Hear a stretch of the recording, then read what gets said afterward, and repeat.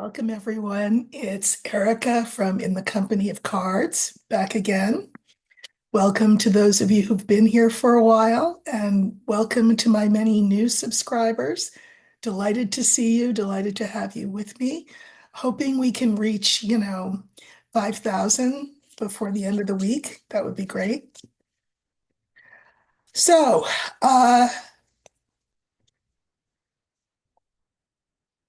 here's what I want to talk about today. I have said that I was not going to do any more election prediction in terms of the sort of the granularity of it all and who's up and who's down, because again, the energy is so mutable, changes on a dime. I will say, however, one more time, and I'll say it every day that I come here between now and when it's settled, Harris will be the next president.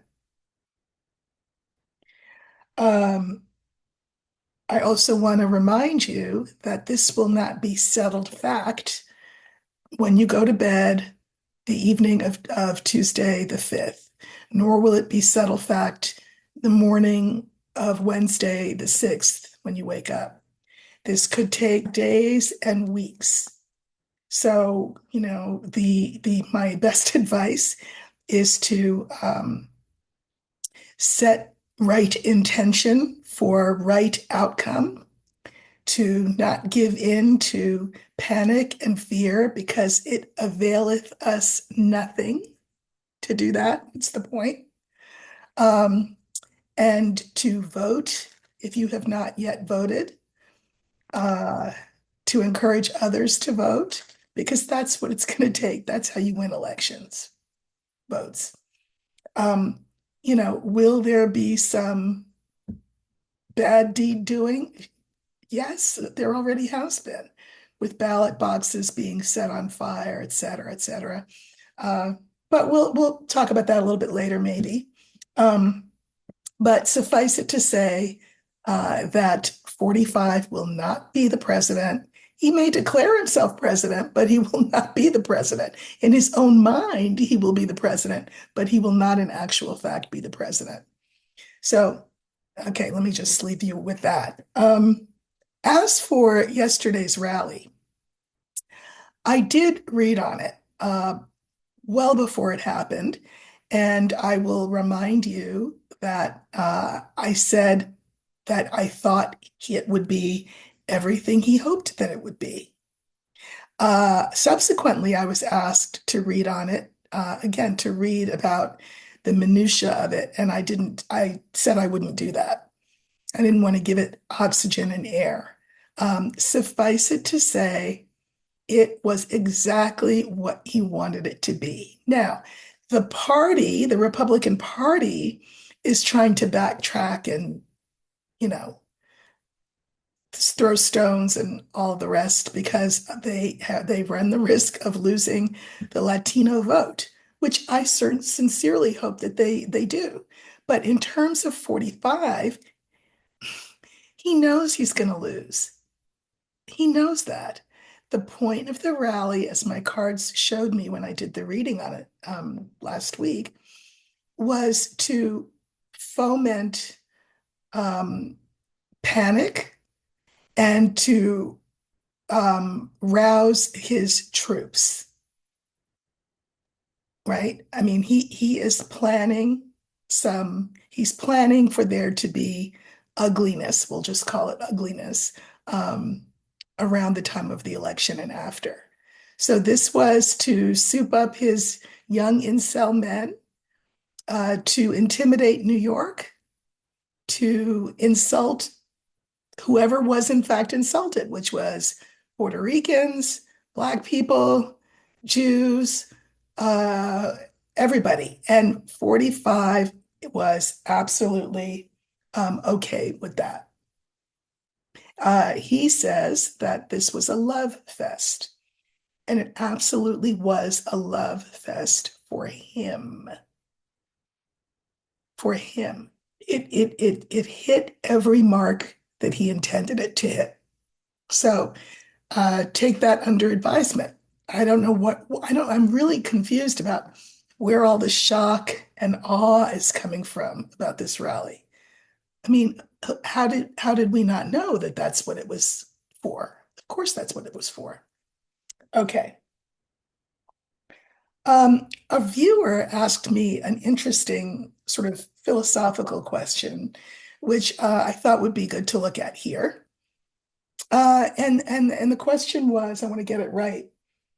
Literally, the question was, why is it so hard for the Dems, the Democrats, to go mano a mano against the Republicans? Now, mano a mano doesn't mean man to man. You may think that it means that. Mano a mano, in Spanish, mano is hand. So why do Democrats historically find it so difficult to go to engage in hand-to-hand combat, so to speak, metaphorically speaking, right, with Republicans? In other words, why don't Democrats fight as dirty? Why aren't they as ugly, et cetera, et cetera? And this brings to mind something that I've noticed about Republicans who have defected from the party.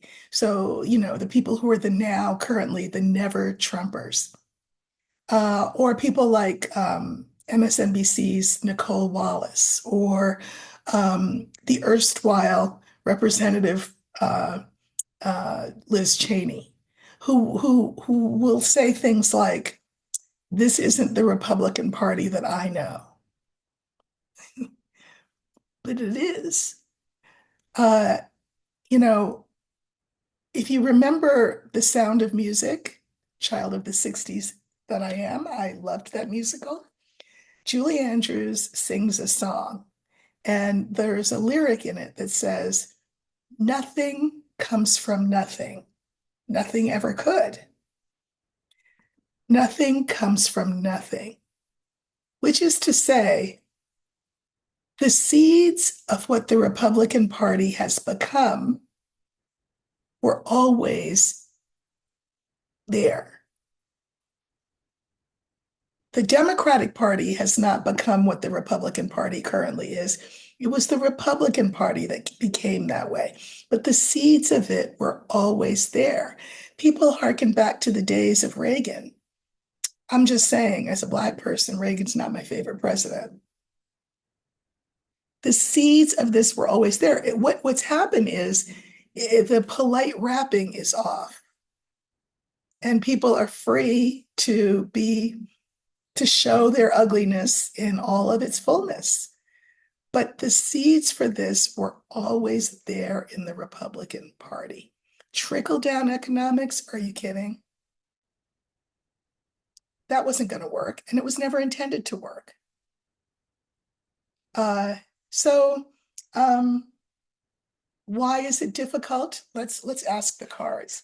Why is it so difficult for the Democrats to get in the gutter, we'll call it, with the Republicans? And I think for that, I think I'm going to use the whip, because the whip is the card of, fighting.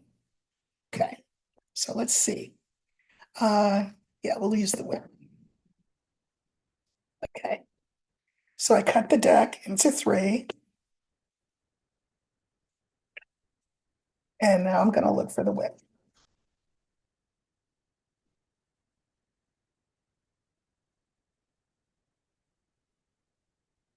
Okay, here's our whip. This is for, the parties, sorry, the parties fighting each other. And the question, remember, is why don't I think, in essence, why don't the Democrats, why aren't they as vicious and ugly and ad hominem as the Republicans are? So that goes in the middle. And then we have the two cards here, and then the two cards here. Okay. And I may pull clarifiers, but we have the birds. We have the card that I've added to the system, which is the scale. We have the whip for the fighting back and forth, the disagreeing. We have the bear, and we have the garden. So, um, before I talk about what those mean, I think I'm gonna just pull some clarifiers.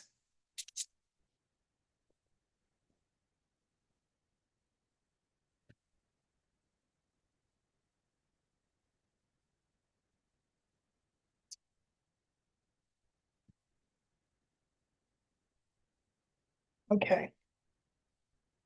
So the birds is about conversation. It's about talking. It's about meeting. And I think that in their own private gatherings, the Democrats have always said, let's see if we can find a balance. Let's see if we can reach across the aisle. This is the card for fairness, for equity, for equilibrium. But the problem is when that's your approach to these sorts of disagreements, and you're dealing with this, which is a bear, and a bear wants everything. A bear doesn't want to compromise. A bear doesn't want to have a meeting of the minds. Are you kidding? Right? A bear, it wants to be the winner because the winner takes all. So it's kind of, that expression, the Democrats kind of bring a knife to a gunfight. They're fighting. It's just apples and oranges. They're tilting at windmills because they refuse to fight dirty. I'm not saying that's a bad thing, by the way. I think it's a great thing. Um, and the final card in our original line is the garden.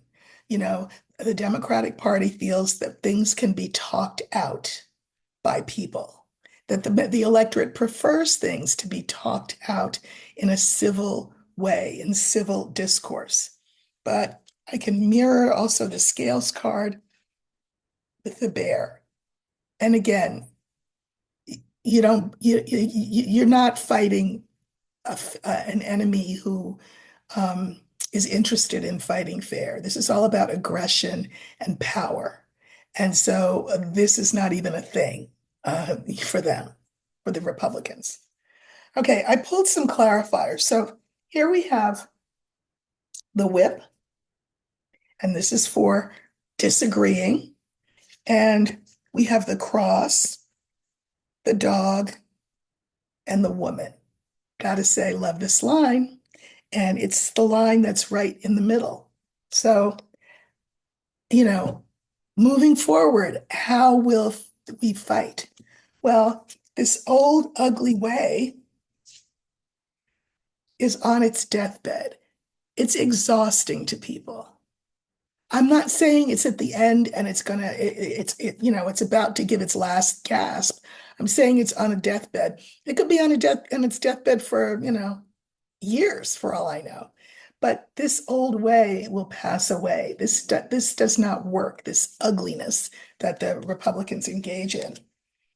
People are going to, in the end, want to say, I'm exhausted, I'm tired, can't we all get along?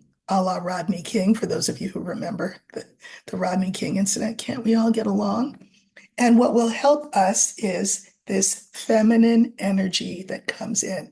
Listen, I'm not trying to sound stereotypical, but women will decide this race.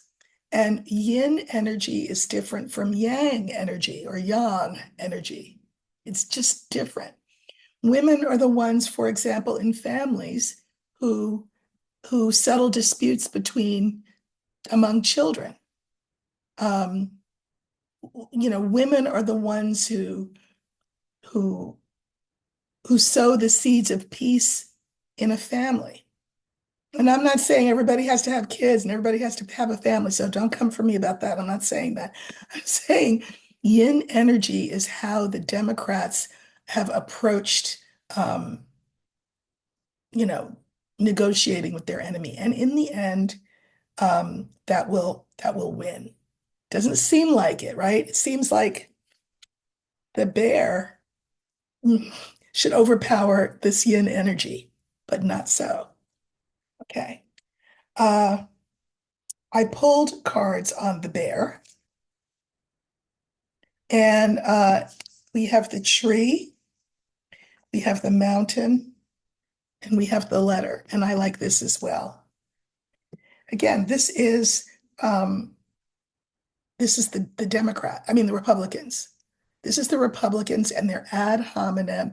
Ad hominem, for those who don't know, it's a Latin expression and it means against the man. So for example, instead of saying, well, I disagree with your policy on subsidizing farmers because what about the people who don't live on farms? I don't know. That's not an ad hominem attack. That's sort of a policy argument. An ad hominem attack would be, I disagree with your policy about subsidizing farmers because your mother wears combat boots. Stupid, you know? Your nose is too long. I don't like your blue eyes. That's ad hominem. That's how the Republicans fight. And that's how they've been fighting for a long time. Dirty, dirty, dirty. But moving forward, that energy gets blocked. By what? By the voters who are going to say, we're not here for this. We're not interested in this. You look at the empty seats of 45's rallies, and you look at the jam-packed, joy-filled arenas of Harris, and you can see what I'm saying. There are ways to deal with bullies. Everybody's mother taught them that, ignore them for one thing, you know. Um, this old way of doing things will pass away because it's not sustainable, is the thing. I also pulled cards on the garden. Now, the garden is the people, and we have 45, we have the snake, and we have the mice. So 45 has fostered this climate where you can say ugly things, like some of the incredibly ugly, crass, gross things that were said at that rally. He has fostered that kind of environment, but it's problematic because we don't like it. Even the people who think that they like it don't like it. It doesn't make you feel good. This is a problem. And then we have mice. All it does is it fosters anxiety, worry, stress. And I can mirror it with the birds. This is the kind of conversations that it creates. Worry, fear, anxiety. I know a lot of Democrats who were just all stressed out about that Madison Square Garden rally. My question to them is, what did you think was going to happen? And the fact that Trump's defending it today, what did you think he was going to do? But it's just to foment anxiety, worry, stress. This is unsustainable. So we don't fight them the way they fight us because we're not them. The seeds of who they are not our seeds, right? When I remember I said in the beginning, the seeds for what the Republican Party has become were always there, and they grew in fertile soil that welcomed those seeds, that nourished those seeds, that grew those seeds into plants, such that we see what we saw at Madison Square Garden. That is not the nature of the other side. It's just not. And that's not me being Pollyanna. Democratic Party has its own issues, for sure, but not those, not those. So, why don't we go mano a mano with them? Because then we're rolling around in the mud and everybody gets dirty and nobody wins. Instead, I think that yin energy, which don't get it twisted. Do not think that yin energy is um, impotent. It's not. I mean, look, here's an example. Uh, we we had Tucker Carlson saying, "Oh, his metaphor was wait till your father gets home, and that Trump is the father, and he was going to spank the naughty teenage daughter."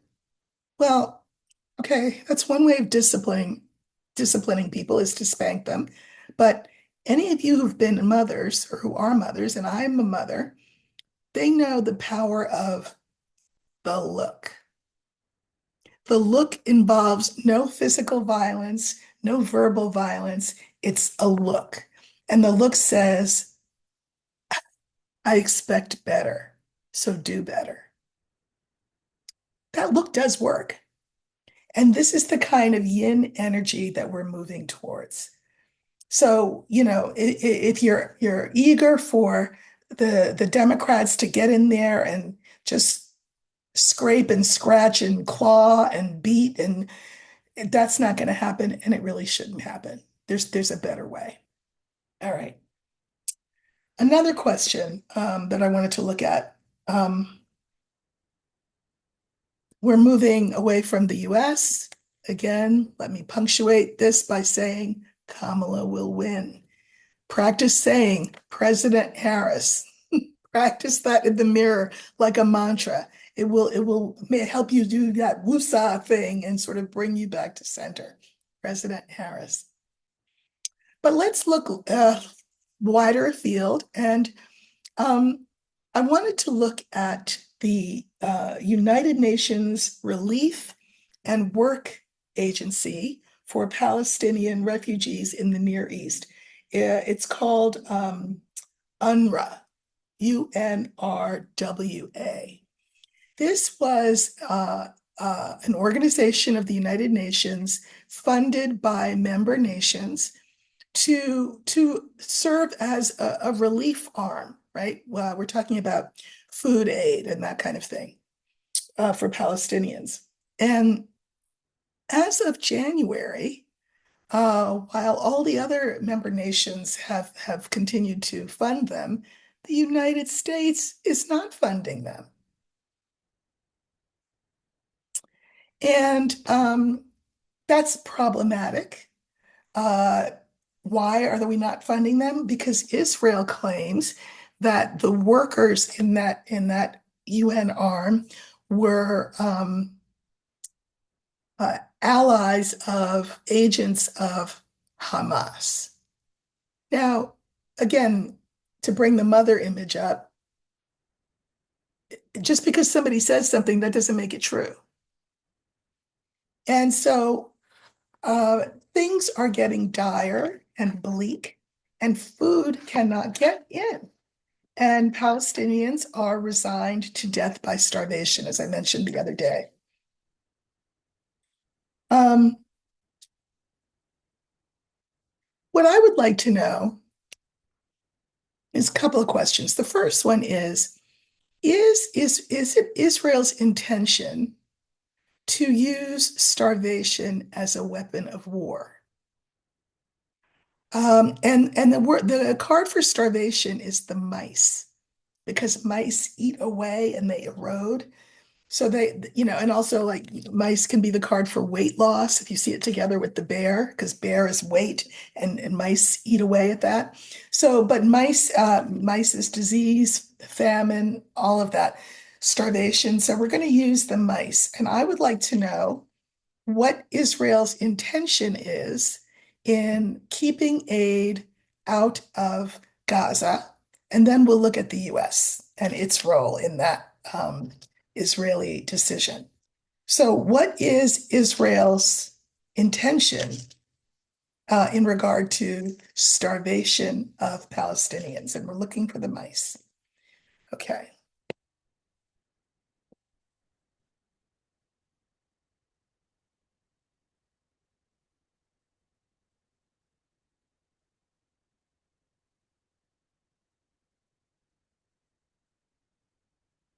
If you've not done so already, I would love it if you would like, share, subscribe. I would love to get to 5,000 by the end of the week. I think that would be terrific.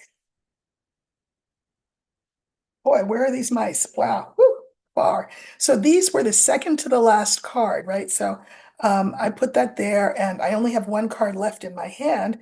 So that means I have to put three cards here, and then the fifth card there. Okay. So We have the ring, the scales, the sun, the mice, the coffin.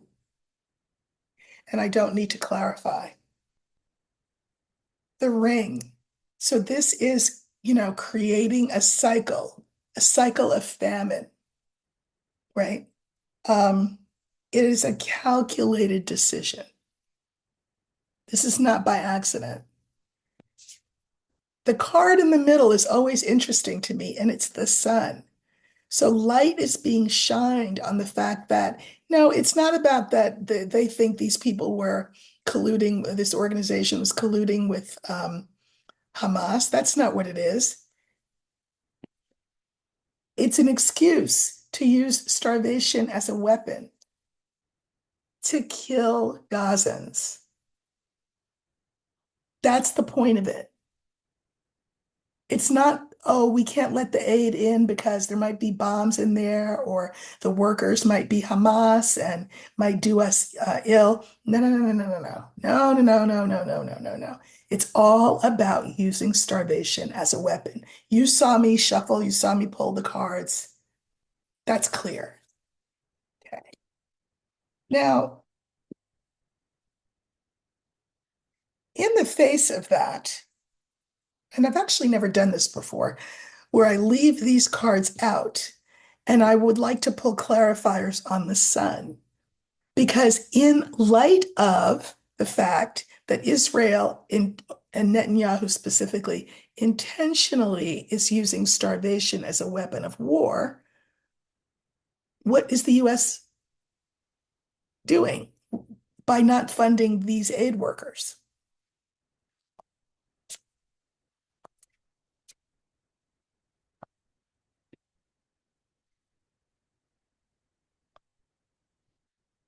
I think that Biden has been fooled by Netanyahu. That's what I think.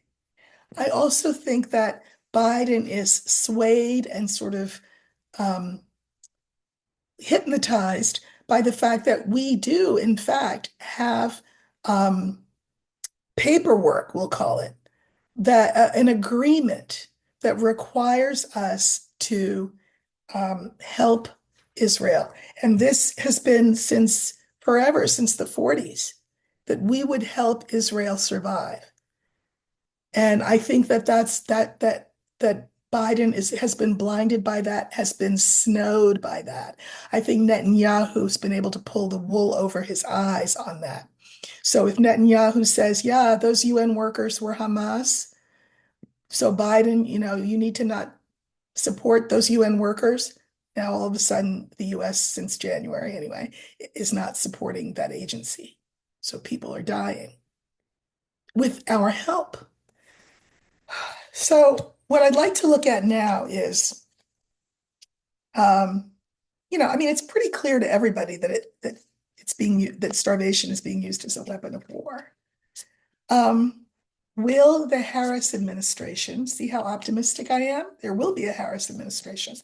Will the Harris administration um, request a sort of a retooling of whatever document we signed saying that we would help Israel survive and thrive? I have no problem with Israel surviving and thriving. But you know what? I mean, if this is an unfortunate analogy, I apologize in advance. It's kind of like I raised two kids, and it would be like if my child had done something wrong and expected me to go up to that school and give that school what for and tell them about themselves and make them remove whatever punishment they had put on my child. But if I know that my child did something wrong, why would I go up there and defend them? I mean, how do people learn right from wrong if they're not held accountable? And it seems that Israel under Netanyahu does not understand right from wrong. Uh, the victims of genocide have become the genociders. Just saying. Uh, YouTube, entertainment purposes only. Somebody said to me, stop saying entertainment purposes only. Musk's not looking at what you're doing. First of all, don't tell me what to say on my channel. And I know they're not seeing this because bibbity bobbity boo, they're gone.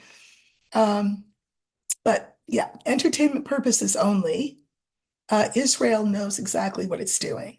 And Israel thinks that the United States is like an overly indulgent parent who will let them do whatever they want because they're so cute and just can't resist their toothless grin. That's not how things should work. So I would like to know, what will Harris's response be to Israel's genocide by starvation policy against the Palestinians through the refusal of this aid to come in and the fact that we're not funding those aid workers, that UN organization. So let's look. I think what I'm going to do is I'm going to pick the woman card, the older woman card for Harris, and the universe knows what I'm asking about. You know, I'm not asking what kind of day is she having, what's she wearing, what's her lunch like. I am asking what her response will be to Israel's starvation slash genocide policy in against the Palestinians.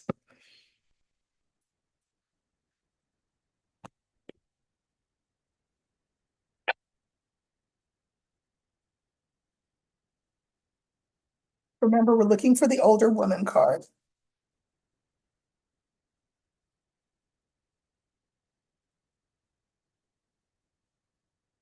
Okay, so that's Harris.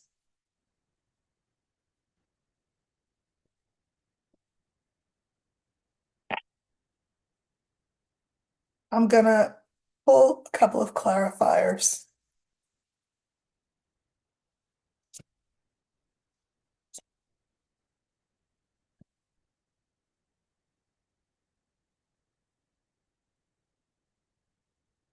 Okay. So we have the House, we have Biden, we have Harris, we have birds, and we have mice. Interesting, right? That mice came up again. Okay.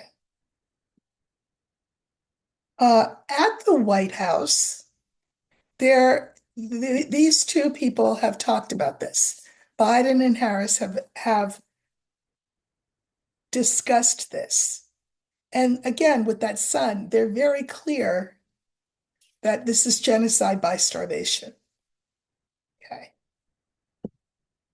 I pulled clarifier. Well, you know what? Maybe I should pull clarifiers on Harris as well. Um, so we know Biden's policy, right? But here's Harris. Her clarifiers are the lily, the moon, and the snake. You know, I am not a politician. uh, so, you know, easy for me to talk. This is a really complicated problem.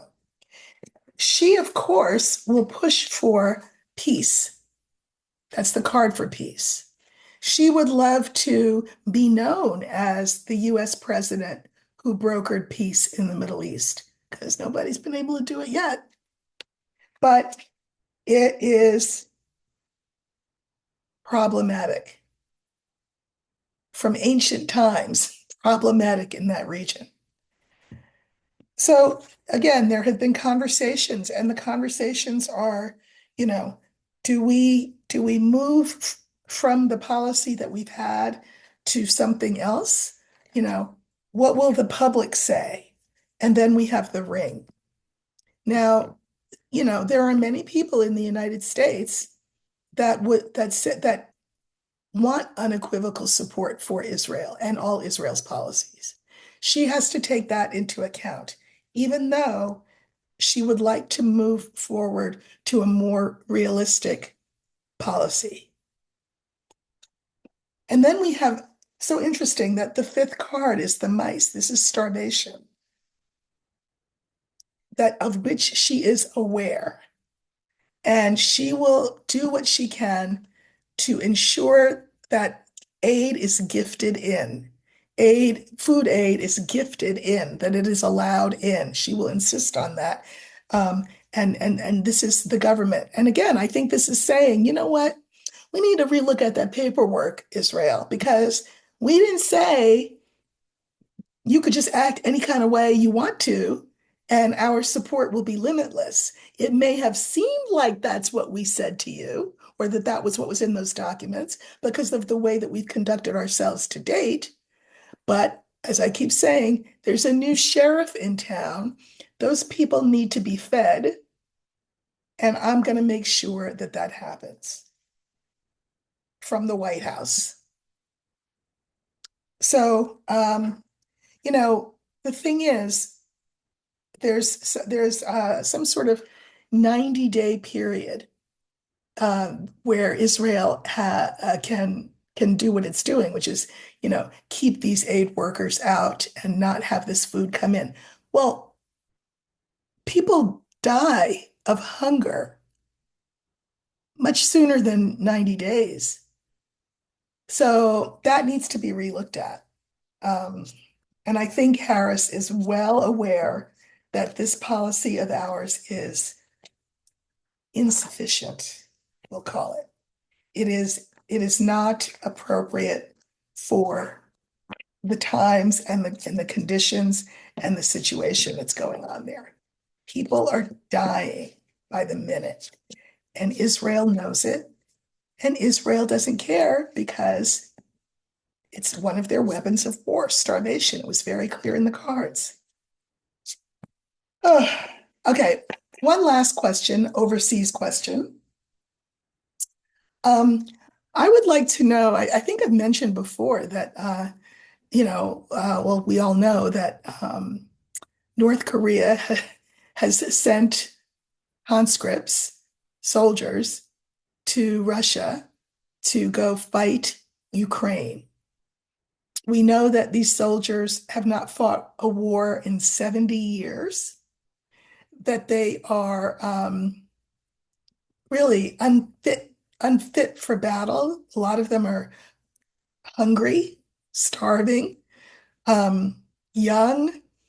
God knows they don't speak Russian, um, not used to anything to do with Russia. So they're all kind of like Alice and, I mean, not, well, yeah, Alice in Wonderland or Dorothy in Oz. They're like, what? Where are we? Whoa. But apparently they will, their first contingent will be sent to the front lines in Ukraine very soon, in like a week or so.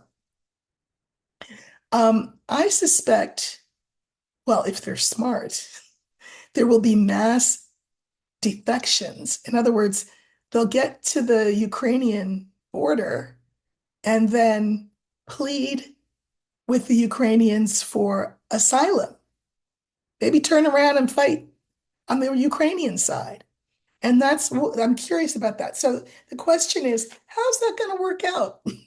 Those North Korean soldiers um, fighting Ukraine. Obviously, as I've said before, the fact that they're there in the first place is a mark of Putin's weakness because he doesn't have his own soldiers because he's used them all up. Um, how will that go? These soldiers um, from North Korea fighting in Ukraine, will there be mass defections, etc.? So I think what I'm going to do is I'm going to use the young man card, and it will stand for these North Korean conscripts. And let's just see what we get around them.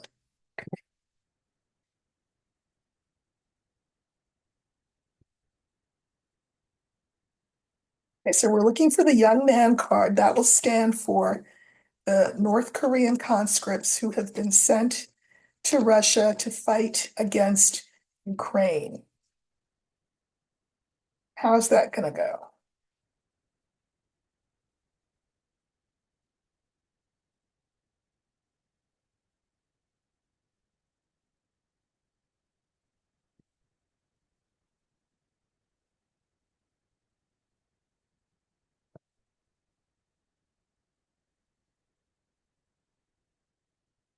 Okay, I'm going to draw some clarifiers and then I'll hold them up and talk about them.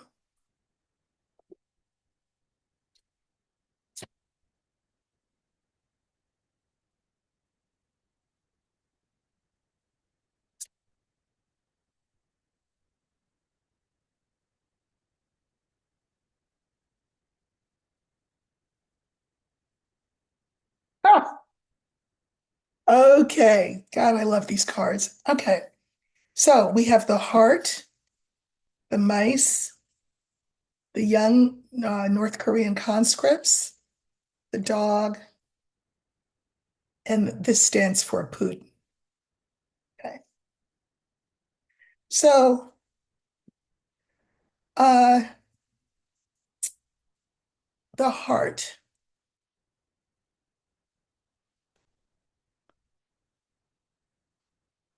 Well, I can mirror this heart with the Putin card. You know, it was a gesture of love between the North Korean dear leader and Putin. That's why these conscripts were sent. Of course, they were paid for, but anyway, I'm your buddy, I'm your pal, we two against the world kind of thing. We have the mice right next to the young conscripts. They are freaking terrified. They don't speak the language. They don't know the food. They don't understand the weaponry. They don't understand the orders that they're being given. They don't know who's the enemy from friend. They don't know. I suspect many, thought I dropped a card, but I didn't, will try to make friends with the Ukrainians. You know what I mean? And fall on the mercy of the Ukrainians, whom they're meant to be fighting against. And then, of course, we've got Putin as that final card. All right, I drew clarifiers on the young conscripts. Again, terrified, worried that they're going to die. Um, and I think that they will talk amongst themselves and make a plan. I do think there will be defections, maybe mass defections, um, towards the Ukrainian side, that they will want to defect to Ukraine, to get away from North Korea for one thing, and God knows to get away from the Russians. So they're terrified. They think they're going to die, and they might as well just sort of, you know, make their move. Okay. And then we have clarifiers for the dog, and I have the letter, scales, and the moon. So, I mean, again, this is sort of asking for asylum, wanting papers to get asylum. Um, and I think that the Ukrainians will have to do a cost benefit analysis of this. And in fact, I mean, what a coup this would be, would it not? For the Ukrainians to befriend the friend of their enemy, if you get what I'm saying. Yeah.